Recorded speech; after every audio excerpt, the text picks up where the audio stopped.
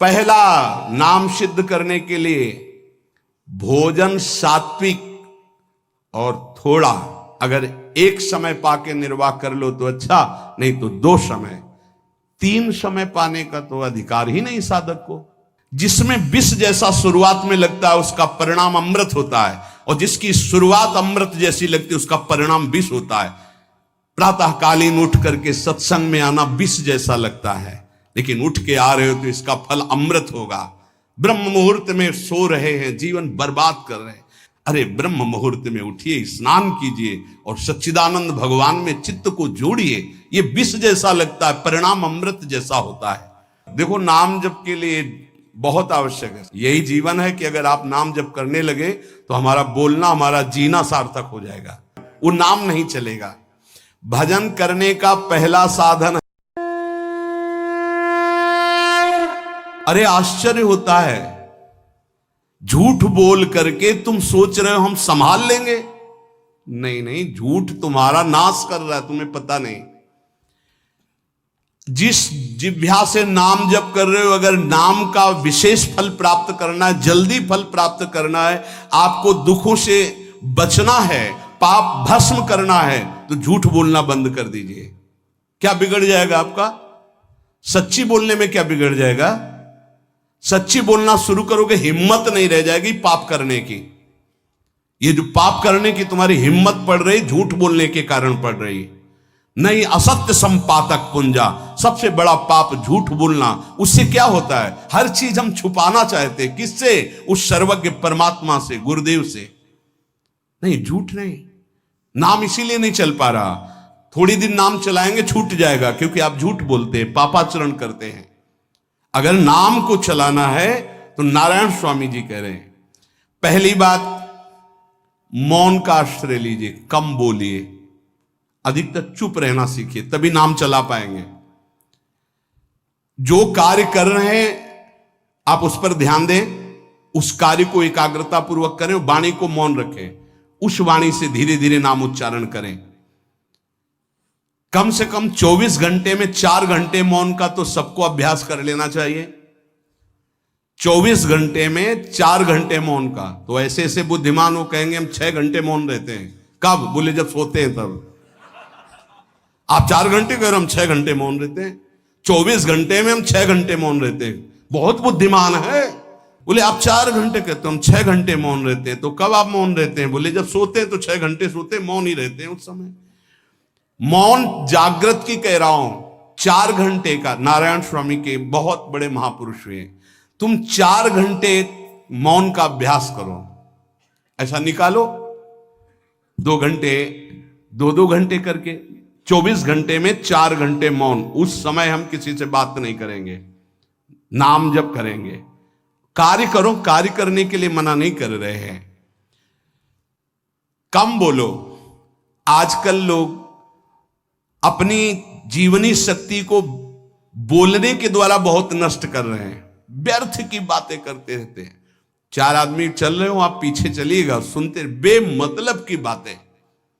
नाम जप नहीं होगा, वो डिलीट नहीं होंगी, वैसे ही बनी रहेंगी। अगले जन्म के लिए तैयार हो रहा है।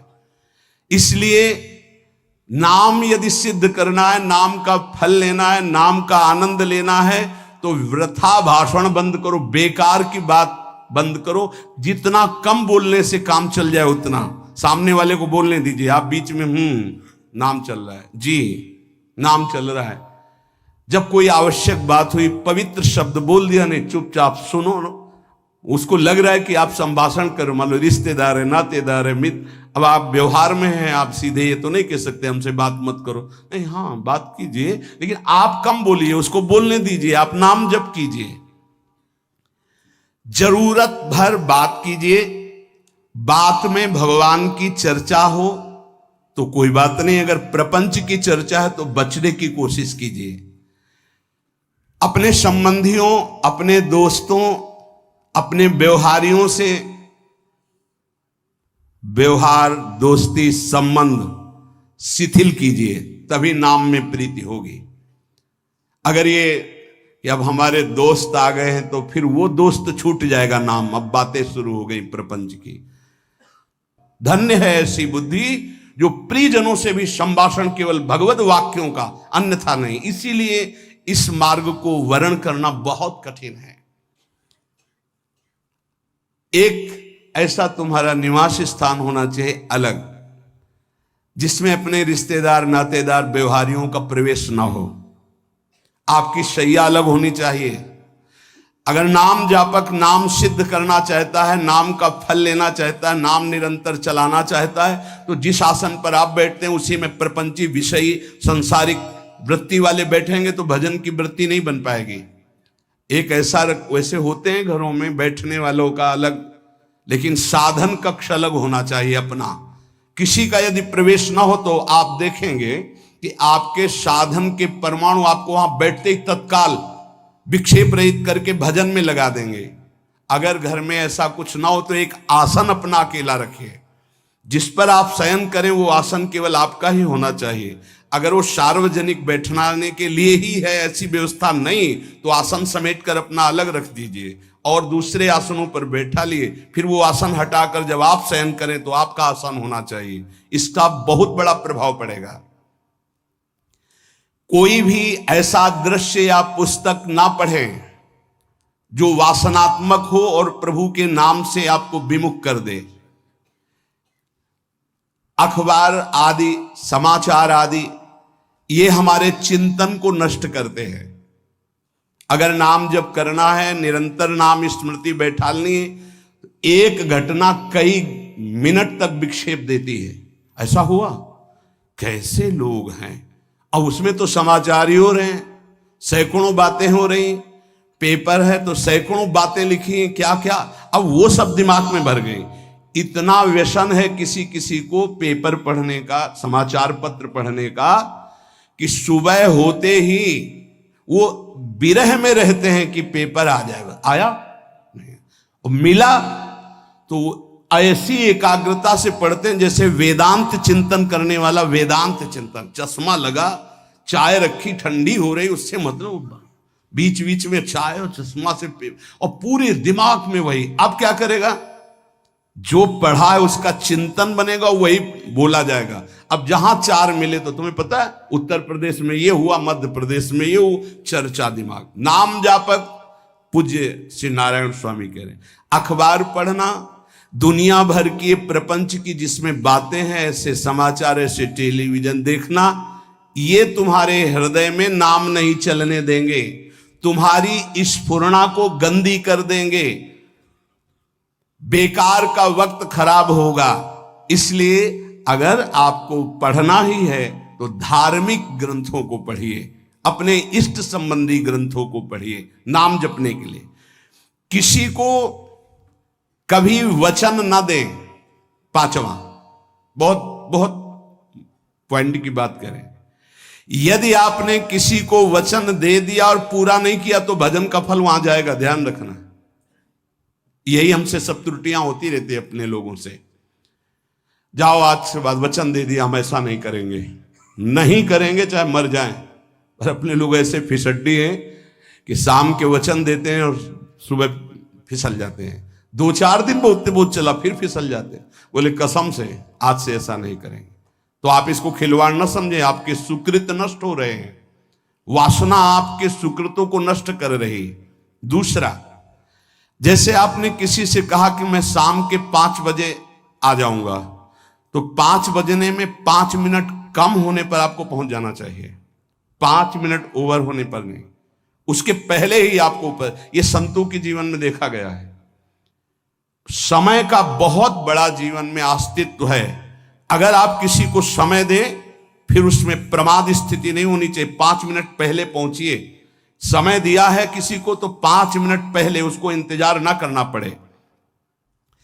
रात को सोते समय नाम जापक उपासक विचार करें, मेरा नाम किन किन कार्यों में छूटा, मेरे से कौन कौन सा पाप हुआ, मैंने कौन सी आज गलती की जो नहीं करना चाहिए, और उसे डायरी में नोट करें। नारायण स्वामी कह रहे हैं दूसरे दिन सावधानी पूर्वक वो गलतियां ना होने पावे जो हमने आज की।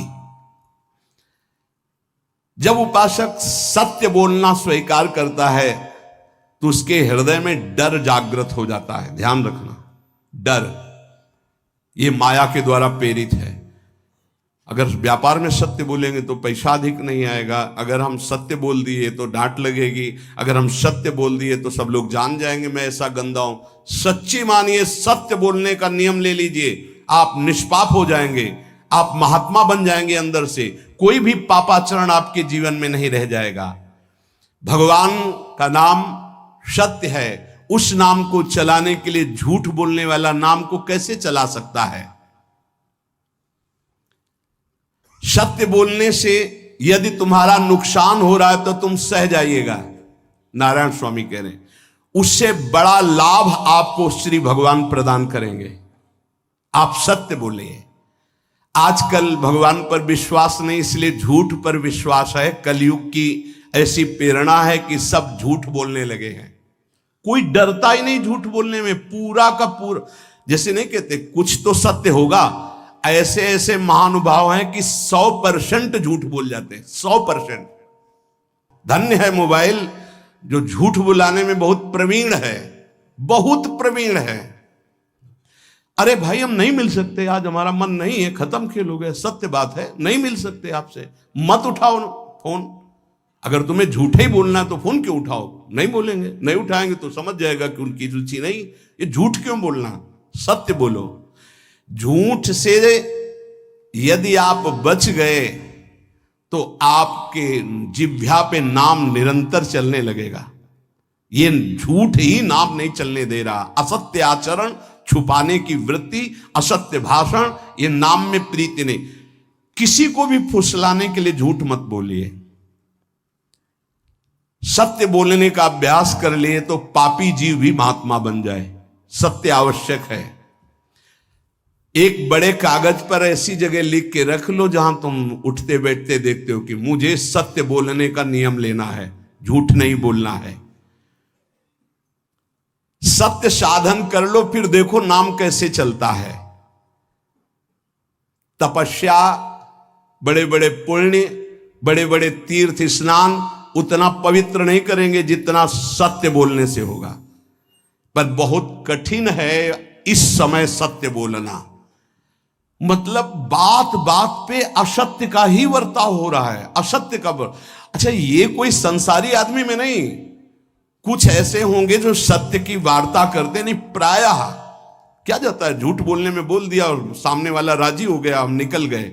लेकिन सत्य ना होने के कारण आप में सत्य आचरण, सत्य स्वरूप भगवान का नाम, भगवान को कहा गया सत्य नारायण है। सत्य बोलना, जबान से सत्य बोला जाए। और भजन की संख्या प्रारंभ में जरूर लेनी चाहिए। यदि 10 माला का नियम लिया, 20 माला का नियम लिया, तो उसे निर्वाह करो। जैसे यहां शरणागति मंत्र मिलता है तो 11 माला प्रारंभ में दी जाती कि आपको करना ही है, ज्यादा हो जाए वो ठीक, 11 से कम वो कभी जीवन में नहीं। अपने जीवन में गुरु आज्ञा 11 माला तो करनी है, हर समय करना है। पर ये मन थोड़े दिन तो नियम में चलेगा, इसके बाद छोड़ देगा। दीक्षा तब लेनी चाहिए जब गुरु आज्ञा पे चलने की हिम्मत हो, नहीं तो ऐसे ही नाम जपो करो। और जब नियम मिल गया 11 माला तो चाहे प्राण निकल जाए, हमको 11 माला पूरे करने, प्राण निकलने तक गुरु आज्ञा का पालन करना है। यदि आप नाम जब अधिक मात्रा में नहीं करेंगे तो जो आपको नाम मिला है उसका फल आपको अनुभव में नहीं आएगा। क्यों? क्योंकि नाम का हिस्सेदारी होती है, भजन की हिस्सेदारी होती है। जैसे किसी ने प्रणाम किया, वो भजन लिया। गृहस्थी को इसीलिए मना किया कि रास्ते में परिक्रमा मार्ग में हलवा पूड़ी ये सब बट रहा है, हाथ मत फैलाओ। वो दान कर रहा है, सुकृत कर रहा है, और कोई दूसरे ले विरक्त आदि। आप अपने भूख मिटाने के लिए 4 रुपया के चना लेके भले पालो, लेकिन दूसरे के द्वारा दिया हुआ हलवा मत पाओ। यहां धाम आए हो, भगवत कमाई करने आए हो, यहां नाम जप करो, कष्ट सहकर परिक्रमा दो।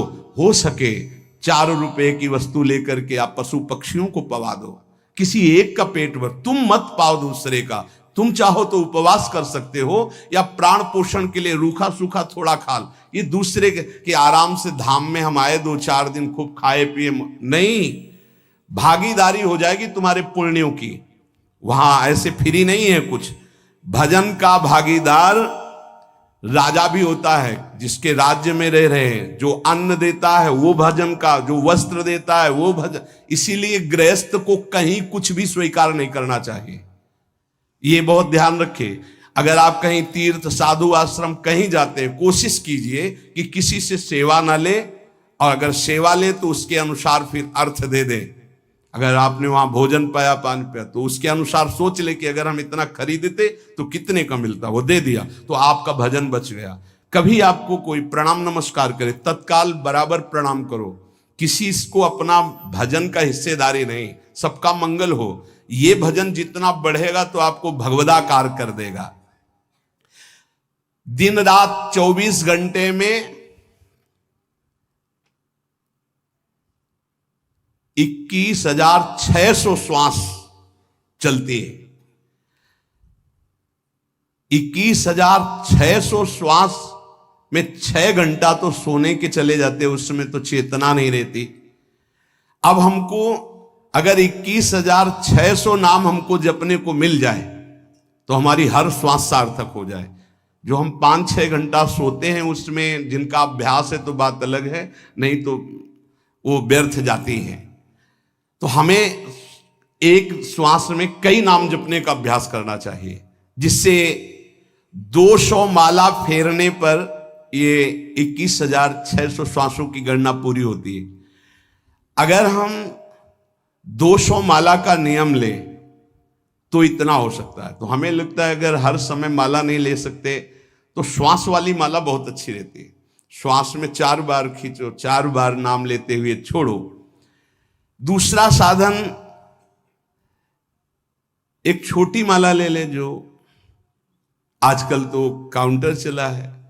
काउंटर में ज्यादा सुविधा संसार के क्रियाओं में रहने वालों को होती कि किया अपनी जेब में डाल लिया। तीसरा साधन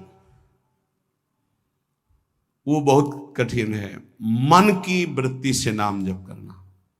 माला, श्वास और मन की वृत्ति, उसमें श्वास की भी गणना का ध्यान नहीं रहता, उसमें केवल चिंतन होता है,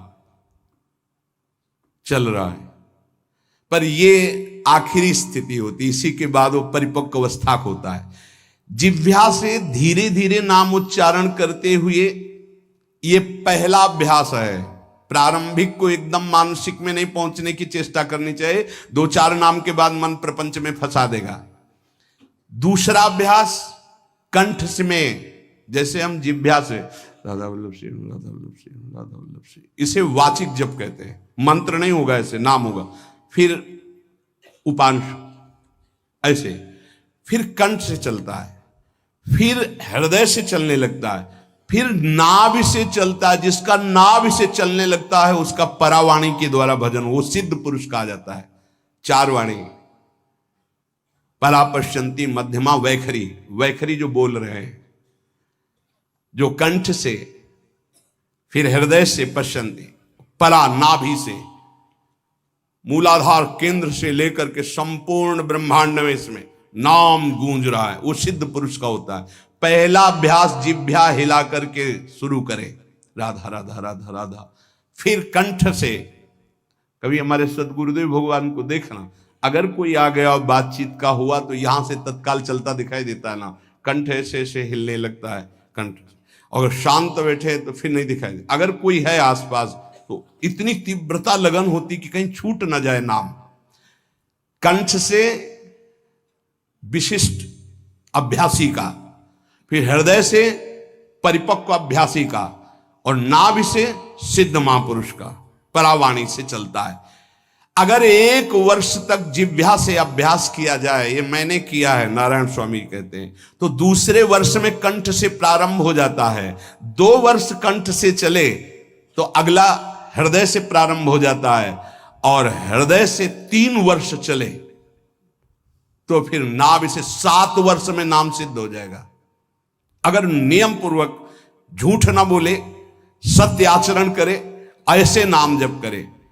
हम ये कहते हैं कि चलो थोड़ा धीमे ही सही, पर 12 वर्ष में तो आपको सिद्ध हो जाना चाहिए।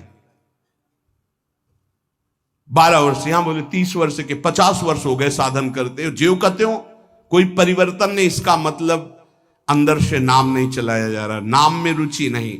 12 वर्ष में तो भगवत साक्षात्कार करके जागृत स्वप्न सुषुप्ति अवस्था पर विजय प्राप्त कर लेता है साधक।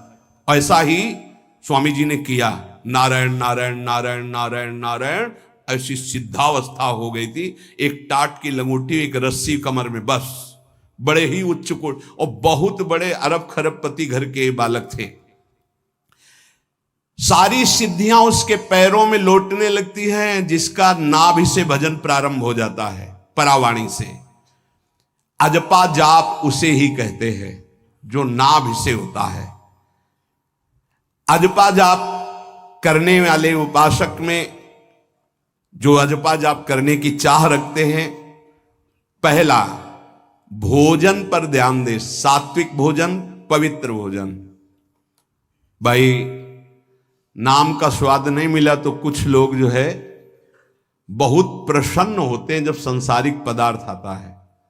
बड़ी कृपा श्री ठाकुर जी की रही है कि इस विषय पर जो है बहुत परिपक्व किया है।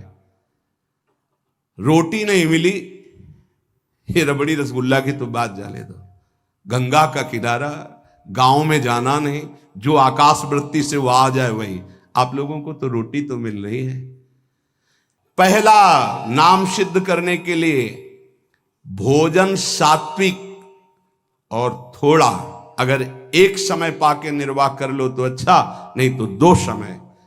3 समय पाने का तो अधिकार ही नहीं साधक को। भगवान की बड़ी कृपा है, जब भूख थी तब था नहीं, और जब है तो भोजन नहीं पा सकते। वो बड़ा लीला बिहारी है। जब भूख थी तब भोजन नहीं, और जब भोजन है तो नियम कानून इसके लग गए हैं, ये इतना इतना। दूसरा, पहला भोजन पर पवित्र। देखो नाम जप के लिए बहुत आवश्यक है। यही जीवन है कि अगर आप नाम जप करने लगे तो हमारा बोलना, हमारा जीना सार्थक हो जाएगा। अगर नाम जप आपको करना है तो पवित्र भोजन होना चाहिए। 2 टाइम भोजन पाना है तो थोड़ा थोड़ा पाओ, पेट ना भरने पाए। ऐसा ना लगने की वजन बढ़ गया है। वजन बढ़ गया है तो भजन घट गया है, वजन घट गया है तो भजन बढ़ गया है। देखो तुम्हारे संसारिक संबंधी माता पिता चाहेंगे कि तुम्हारा चिकना शरीर होना चाहिए, हष्ट पुष्ट होना चाहिए, लेकिन हम चाहेंगे कि तुम्हारा भजन पुष्ट होना चाहिए, भगवदाकार वृत्ति होना चाहिए। शरीर तो आज है, कल नहीं रहेगा, चाहे जितना चिकना कर लो। संसारिक माता पिता के प्यार में और गुरु के प्यार में यही अंतर है। वो आपके स्वरूप को पुष्ट करेगा तो शरीर तो अपने आप, मन प्रसन्न है तो वो स्वस्थ है, अस्वस्थ होने पर भी स्वस्थ है। अगर शरीर स्वस्थ है और काम वासना है, नाना प्रकार की चिंताएं, ये थोड़ी माता पिता दूर कर पाएंगे। वो तो तपस्या और साधना से ही दूर होती है। ध्यान रख लीजिए। अधिक भोजन पाना, शरीर को बहुत पुष्ट बलवान कर लेना, तो हर इंद्रियों को भोग देना पड़ेगा आपको। वो कोई तपस्वी होता है, जो तपस्वी होता है वो संयमी होता है, जो संयमी होता है उसके चर्बी नहीं होती। ध्यान रखना। युक्ताहार विहार से, प्राण पोषण के लिए केवल शरीर में अन्न जाए तब नाम में प्रीति होगी। खाते खाते अनेकों जन्म व्यतीत हो गए, वर्षों व्यतीत हो गए। अरे अब तो भजन कर लो, कहां तक खाओगे? ये नरक कुंड है, डाला विष्ठा बन गया। नींद, एक नियम बना लो कि इतना ही सोना है। पता नहीं सोने में कौन सा सुख, नींद में केवल एक बात का सुख होता है, आपका संसार का चिंतन नहीं होता, तो आप जो शांत रहते हैं वो सुख होता है, लेकिन वो तमोगुणी सुख है। अगर आप जागृत में संसार का चिंतन न होने दें और भगवत चिंतन कर रहे हैं तो आप महापुरुष हो जाएंगे। सो सो के जीवन क्यों बर्बाद करते हैं? एक टाइम रखिए सोने का, बस। ये कोई तुम्हारा सुख नहीं है, ये तमोगुणी सुख है। निद्रा आलस्य प्रमादोत्तम तत्तामस मुदाहृतम। और एक बात समझ लो, यद तज्ञे विस्मि परिणामे अमृतोपमम।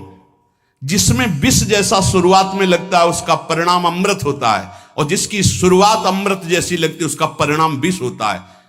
प्रातःकालीन उठ करके सत्संग में आना विष जैसा लगता है, लेकिन उठ के आ रहे हो तो इसका फल अमृत होगा। ब्रह्म मुहूर्त में सो रहे हैं, जीवन बर्बाद कर रहे हैं। अरे ब्रह्म मुहूर्त में उठिए, स्नान कीजिए और सच्चिदानंद भगवान में चित्त को जोड़िए। ये विष जैसा लगता है, परिणाम अमृत जैसा होता है।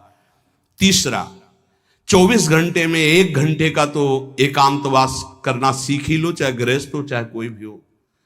1 घंटे हमसे कोई बात नहीं करेगा, अपने दरवाजा बंद, थोड़ा 1 घंटे कोई ऐसा समय निकालो जिसमें चित्त को केवल श्री कृष्ण से जोड़ो, प्रियाजू से जोड़ सको। चौथा, विरक्त साधक तकिया, गद्दा, ये सब चीजें अगर लगा के सोओगे तो नाम जप नहीं होगा। देखो, हितधाम में कुशासन और एक ईंट कुशासन के नीचे, सर्दी में ओढ़ने के जो हमारे कंबल थे वो आटे का बोरा बलराम जी ला के दे थे। जीवन को यदि आप कसौटी पे नहीं कसेंगे तो भजन नहीं होने वाला। अब तो शरीर रोग से ग्रसित है, आप चाहे जहां रखो चाहे जैसे रखो, प्रियाजू जाने। जब तक हमें भगवदाकार वृत्ति ना हो जाए तब तक विषयों को स्वीकार नहीं। ऐसे हैं साधक, बड़ा सुख मिलता है। एक ऐसे पड़ा हुआ है आसन, उनके कमरे में जाके देखिए, केवल आसन ही है। कितने ऐसे साधक राधा कीलकुंज में रहते जिनकी चटाई केवल है, न तकिया है न गद्दा है न कोई, उसी चटाई को ऐसे खड़ा कर दिया, बिछा लिया, बस उसी में पड़े, भोजन मिला पा लिया, ऐसे रह रहे हैं। कमरे में देखो जाके तो ऐसा लगेगा कि इसमें कोई रहता ही नहीं, कुछ है ही नहीं, केवल चटाई है।